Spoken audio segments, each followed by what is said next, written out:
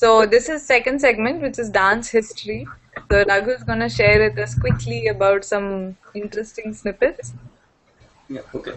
So, so today we are gonna see uh, some snippets from dance history. This is from uh, a dancer called Swarna Saraswathi, and she was a contemporary of Balasaraswati. They have the name similarities, but at the same time, they also were born very close to each other. Like Swarna Saraswati was born in 1921, and Balasaraswati, just to give you a reference, she was born in 1918, and Rukmini Devi Arundel was born in 1904. And she got trained from Kanchipuram Tiruvenkata Nattunar, and her whole family was based in Chennai. I mean, her mother, her grandmother, they all were from same devadasi tradition and based in Chennai. So that's why her name has Chennai Swarna Saraswati. And she can you go to the next? Oh, she Yeah, she had her Arangetram in 1931, and she learned Abhinaya from Mylapore Gauriamman and also from Pandanallur Arunachala Nattunar. And she had her first abroad trip going to Europe, popularizing Bharatanatyam there, and I think she did a 1 year tour in Europe, and which was something like a big thing in those days, in 1952.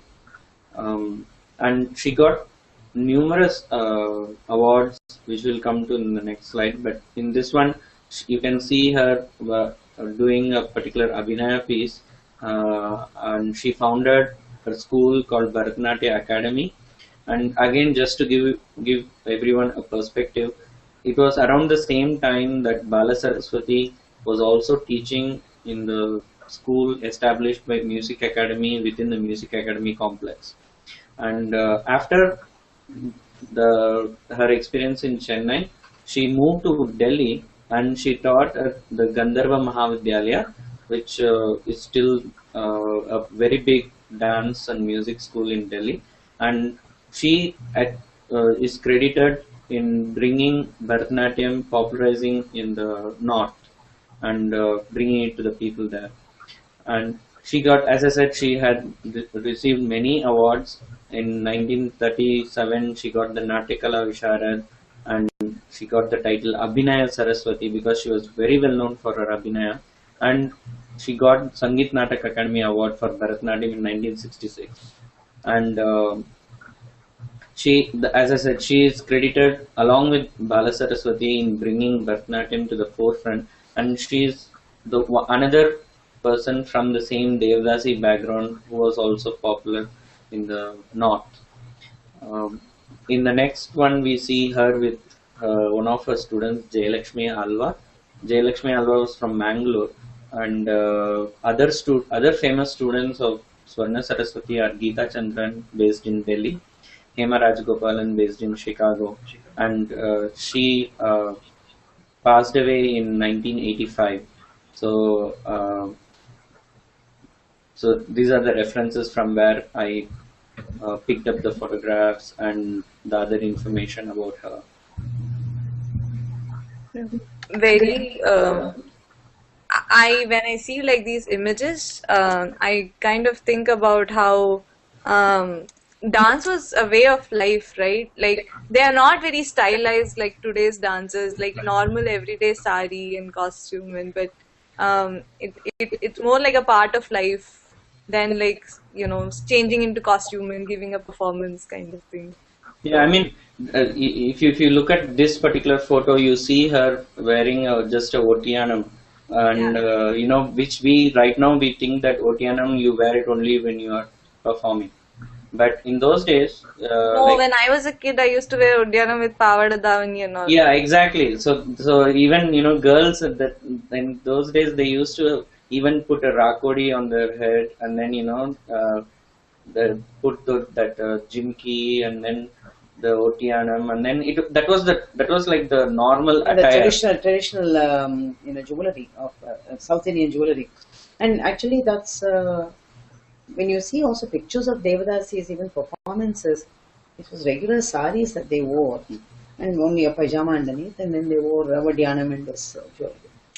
Yeah, it was just a normal sari kind of a costume. Sure, yeah. Yeah, not like the pajama style that we have. No, just like the practice sari that we wear now. Yeah. That's how they dressed up. Yeah. Yeah, and I think the only distinguishing feature is like the bulak that dancers used to wear. And so even now, like my teacher is very particular about bulak. No matter what other jewelry you minimize on, like if you're a dancer on stage, you should always have bulak. That's like that separates a dancer from all the other normal ornamentation of like some other non-dancer girls. So I see that even though she's in a sari, she still has her bulak on. So that reminds me of my teacher. Thank you, Raghu, so much for. Valli wears that all the time. Yeah. Valli wears the bulak all the time. Yeah, even if you see some of the old photographs of Balasaraswati, you will see a big pearl bulak that she wears it in the photographs. Yes. Yeah. Where she's also wearing just a sari and just a sari and a Vatyanam, and very simple. I have seen Balasaraswati perform. My mother used to take me to every single performance of every single dancer in town. No matter where, in any corner of Chennai, my mother would take us. And then even when I was 2 or 3 years old, even before I knew what was dance, she would make me sit in her lap and she said, one day you'll have to do like that. See, look at her. How beautifully she's moving her eyes. You have to do that. And I would say, nod my head, not that I knew what I was supposed to do, but I would sit there and watch. And I actually remember this from one performance of the famous Bhaskar Roy Chaudhary, who I think passed away recently. He had fallen from the stage in New York and broke his back and had to quit dancing. And his father was the one who sculpted the Triumph of Labor in Chennai on the Chennai beach. The big statue, the bronze statue. Oh, Devadasi Rai Chaudhary. Yes, that's the son. Bhaskar Roy Chaudhary was a beautiful dancer, and he did a lot of contemporary dance. In one dance, he turns his back to the audience and is moving his arms. And my mother was fascinated, and she said, "Do you see how beautifully he's moving his arms? So when you dance, and you have to do something like that, say, watch. That's how you have to do." And I had no idea what she was talking about because I wasn't doing any dance then. I said, what dance and what movement? But it stuck in my head. Now, when I have to move my arm, I keep thinking, oh my God. And I still remember how he did it. And Balasaraswati was one person. She would take me to see her and she would tell me, see her face? See her face? Do you see how beautiful her expressions are? So it was, I've grown up even before learning to dance to learn what to do in a dance. So it's just been there. And I keep thinking of Prahalada listening to Narayana in his mother's womb. I think, those lessons that you learn in those early years, they say, by the time you're 4, you've learned a lot. By the time I was 4, I had already heard enough about how I'm supposed to dance, who I'm supposed to emulate, these great dancers. And so I had the best lessons, not just in the dance classroom, but by being taken to all these performances. That's another thing. I feel so sad. Nowadays, I don't know how many people actually go and watch a performance and how much they learn by watching, because I think I learned by seeing many great artists. My students, I insist. I think in Natya Shastra or something, there's a shloka, I think that I have heard Dhananjayan sir say this, that you learn 25% what your teacher teaches you, 25% by abhyasam and, self realization of what you're doing yourself, 25% by observing others, and 25% by your own intellectual evolution. So I think that observing others is very important. I think you're like immensely lucky that you got to see so many stars. You passively absorb a lot. It's kind of Gurukulam. Absolutely. Not just that, I grew up surrounded by so much of music because, we had Ariyakudi Ramanuja Iyengar used to come and visit us, and, Balamurali Krishna is related to my mother, and so also was Chitti Babu, and, we had illustrious relatives who were great musicians, and my mother and aunt are singers, so we would attend every single kacheri in town, whether it was Hindustani or Carnatic, and I have heard Bade Ghulam Ali Khan in person. I don't know who all I have not heard. So it was a great education, artistic education, being in the presence. Huh? exposure in your, do you think all this exposure in your childhood is kind of some motivation in the back of your mind that you should bring all this to Texas, Houston also? Do you think your mother laid the foundation to the service that you're doing today? You know, I think everything is dance teaching is a vocation. It's not. I don't know if it's a job. I mean, for me, I used to teach English in India in college, and I enjoyed it somewhat, but I don't think my heart was in it that much. It's only when I started teaching dance that I realized how much, when you love something that you're doing, when it translates into work, then it becomes pleasanter because, I'm not working to earn, I'm working because I enjoy the work I do. Yeah. So if somebody doesn't pay, most of the time I have no idea who paid me and who didn't pay me. Okay, I have no idea. I don't even know how what is subsidizing my living, but I don't like to think about those things. I know that I have 8 o'clock in the morning. I have so and so's class, so and so's class, so and so's class, one after this, and that's all that I remember. Did the person coming in ever pay me for like last month, the month before? Oops, I don't know. Oh, that's okay. So I feel that's all mundane, and I think my mother did.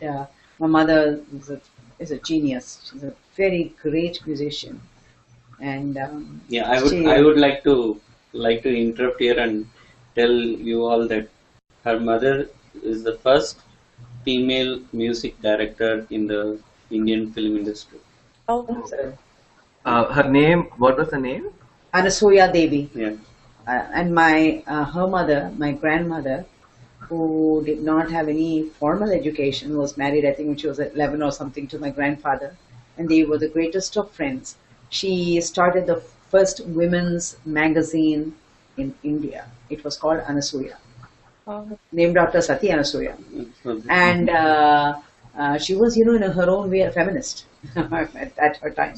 sounds like a family of very empowered women. So no wonder you lead in such with such strength today. My aunt is the first woman in India to have done a master's in folk music, drawing. Not drawing, but showing The the use of Carnatic ragas in folk music without their being aware of it, and how folk music being so much older, how many ragas could have actually evolved out of these folk songs. And she and the Sangeet Natak Academy published her thesis as a book. So this is, she was the first woman. She studied under Professor P. Savamurthy, who was one of the greatest, most knowledgeable persons and was a great friend of the family.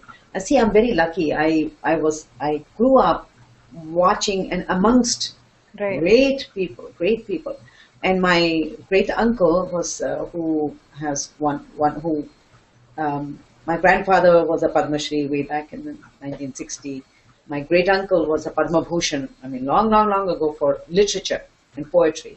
They called him the Tagore of the East, and he passed away some time back. His name is legendary in Andhra Pradesh, legendary. And if I just mention that I'm his great niece or grandniece, they say, oh my God! And I'm venerated just because I am his grandniece. And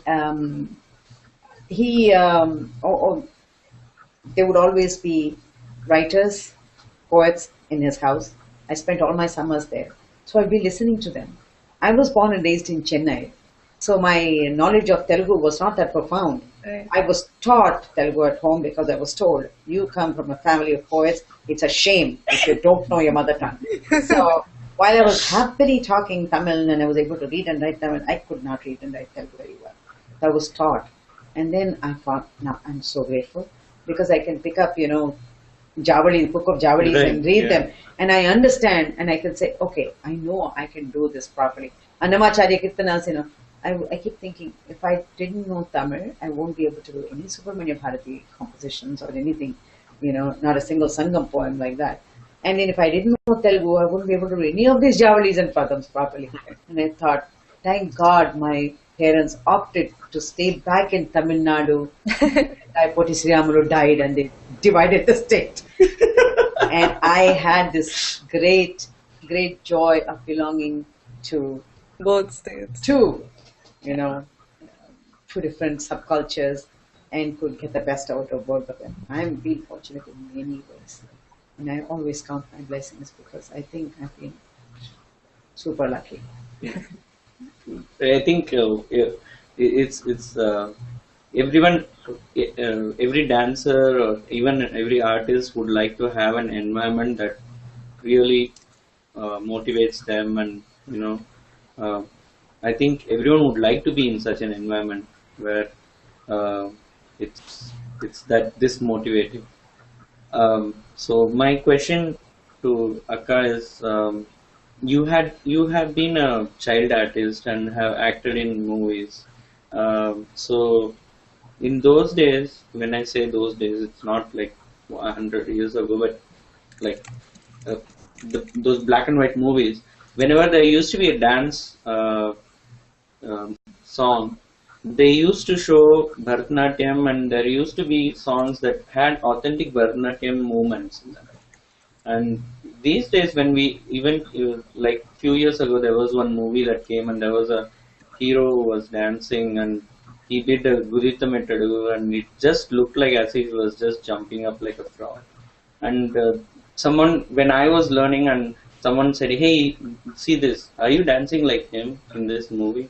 And I felt a bit embarrassed there, and thinking like, why he could be trained a bit better Gudita Metadu, and he could do probably much better than what is shown in the movie. So what Probably the director knew only that much, dance director knew only that much. probably he just wanted him to be in the shots doing something என்னமோ classic. புரிஞ்சுக்காங்க பாருப்பா அது மாதிரி ஏதாவது பண்ணு. So I feel that these days whatever they show as classical also is not authentic to that extent what it was before. So Well, because in the olden days, the ones who directed dances and movies, K. and Dandayuda Panipillai, Vedantam Raghavaya, Venpati Pedda Satyam, Pasumarthi Krishnamurthy, three people from the village of Kuchipudi, great Kuchipudi dancers. And, in the south, they had only these gurus, Natunas, who choreographed dances in movies. Vadyar himself has done in movies. And Kamala, in fact, he set one dance. And then all the dances, the most famous duo that danced in so many movies were that singer Periyanayiki's two nieces, Sai-Subbulakshmi. Yeah. They were super fast and they were very precise in their movements, and everybody loved. They were not at all nice looking, they were not like pretty, but their dance was like very, very, very enjoyable. They were very quick and very correct. And in almost every movie, and Periyanaiki was a wonderful singer, great singer with a great deep voice. And she was a very popular singer. These girls were in so many movies, and they did only Bharatanatyam. I still remember they're doing this, the Tattetam, so fast in one movie. I know I went home and I practiced it so many times. My mother said, "What's wrong with you? Why are you doing that step?" I said, Sai-Subbulakshmi, I have to do like them. So I was practicing. I can't believe how quickly they did the dance.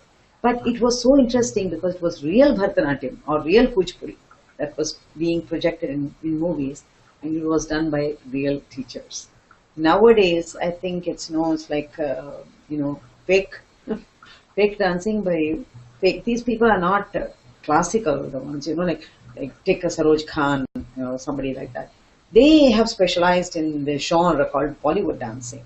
So that's what is filtered everywhere. And even only in a movie like Devadasi, you had Bilju Maharaj actually teaching a proper Kathak to Madhuri Dixit.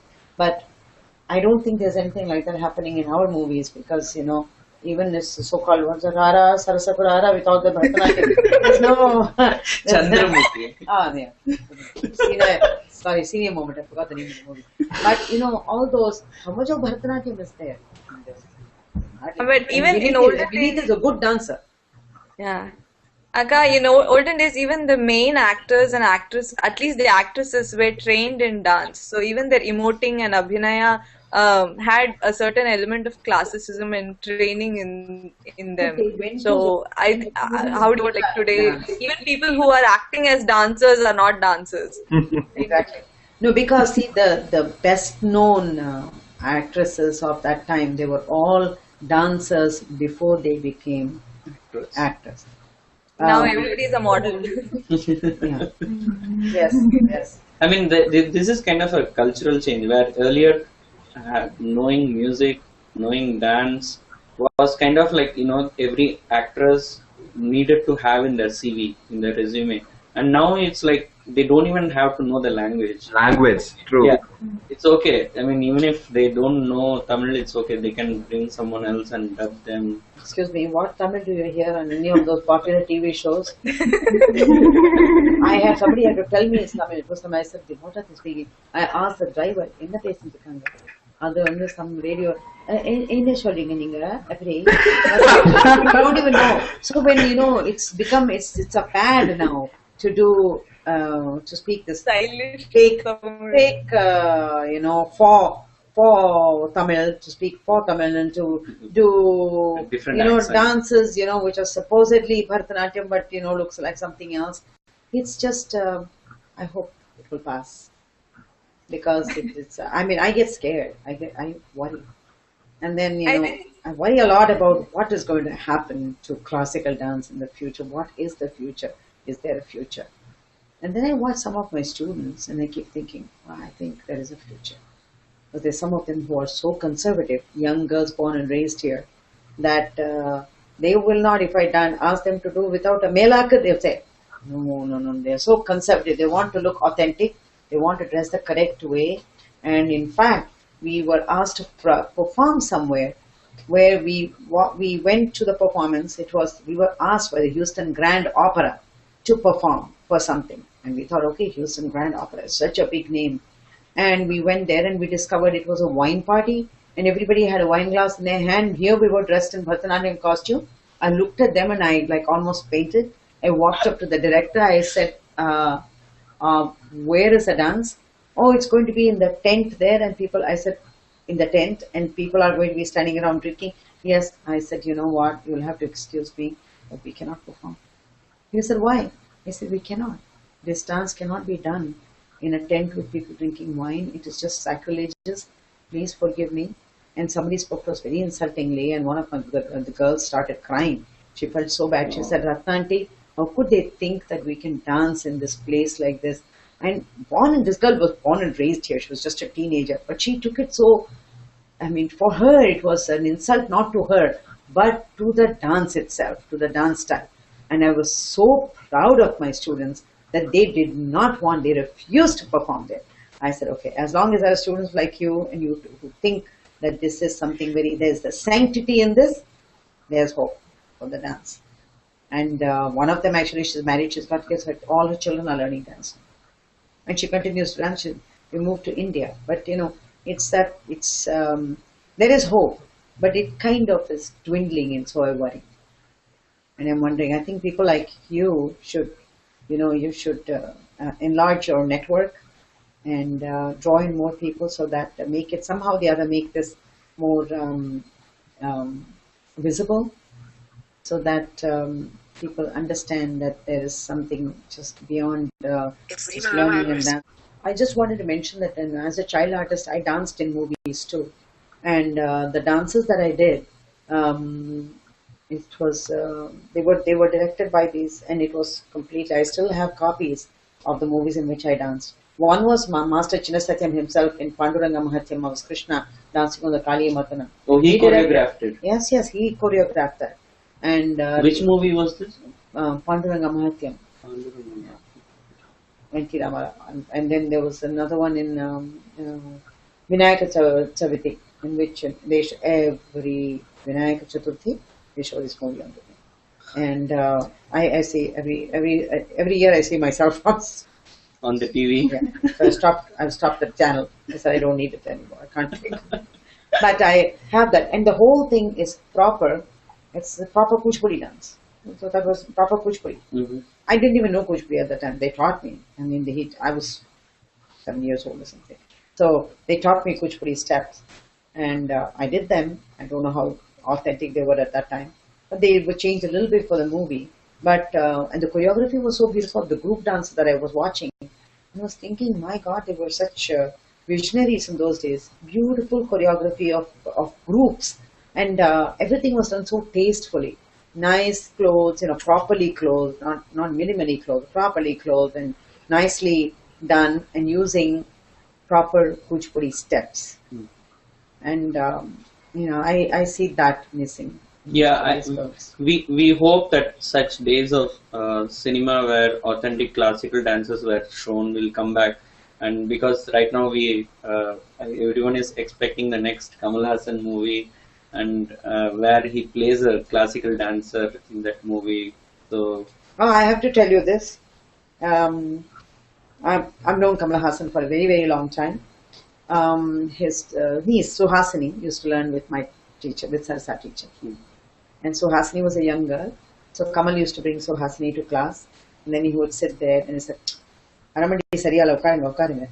And said, teacher, sariyave vekkadala paaruga teacher, enna? And then after he would say, Chumariya ni, unakku enna theriyum? நான் பண்ணி காமிப்பேன் உங்களுக்கு அப்புறமா நீங்க எல்லாம் வாயை திறக்க மாட்டீங்க. And teacher said, காமி எங்களுக்கு. And then he would get up and he would do a natya, and he would do some, and it would be so nice because he was very just launching into movies in those days, I guess, or had not yet. And he was a very good dancer. He was a very good dancer. In one of the best movies showing his dancing is Salangoli. And I walked in on his, and I didn't realize I had a performance at Ravindra Bharati where they were shooting this scene. And I opened the back door because I wanted to check on when I should be there for the performance, for makeup and other things. I opened the door and I see Kamal Hassan dressed up like an old man, and I said, it looks so familiar. And then he speaks to me in Telugu, Randi eppudu vachar meeru bagunnara. I said, Kamal, you're speaking Telugu now. He said, I have to, I'm acting in Telugu movies, might as well practice on you. I said, how are you doing? And he said, doing very well. What are you doing? I said, I'm doing. He said, aren't you in America? I said, and he was so friendly, and he was at the peak of his career. But it was so nice that he recognized me because we hadn't seen each other for years, because I had gotten married and come away. And then years later, I walk in, unwittingly upon this, his scene where he's getting ready and just dressed up, and then he sees and he recognizes. And I was just very happy that he's a great artist, such a great artist, and such a person who was at the top, was humble enough to recognize an old acquaintance. Good for you. Now, also nice that I didn't change that much that you recognize.